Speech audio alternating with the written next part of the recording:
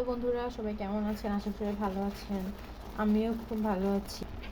আজকে ইউটিউব ঘুরতে ঘুরতে দেখতে পারলাম যে আপনারা ছানা দিয়ে খুব সহজেই সন্দেশ বানাচ্ছে, তাই আমিও করতে নেমে পড়লাম।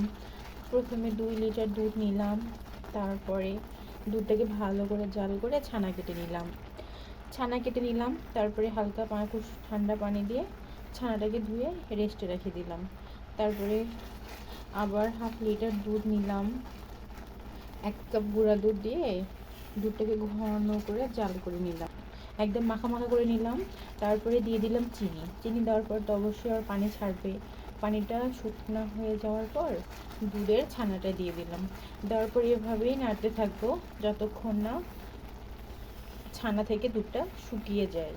তো ফাইনালি এভাবে আমি নাড়তে থাকবো, দেখি ফাইনালি আমার কি রেজাল্ট পাই। যেহেতু আজকে প্রথম, যদিও খারাপ হয় তবুও খেতে হবে। আশা করি অতটা খারাপ হবে না, যেহেতু সব কিছু সমানভাবে দেওয়া হয়েছে।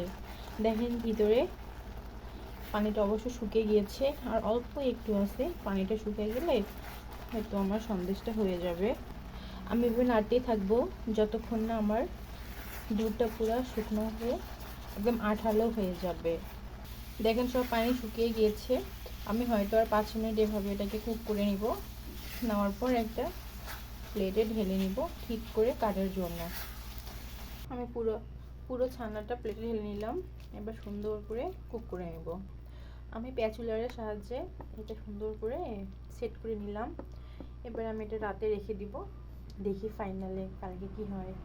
সো যদি এই ভিডিওটা ভালো লাগে সবাই লাইক কমেন্ট শেয়ার করে দিও, এবং আমি নতুন আমার পাশে থাকেন।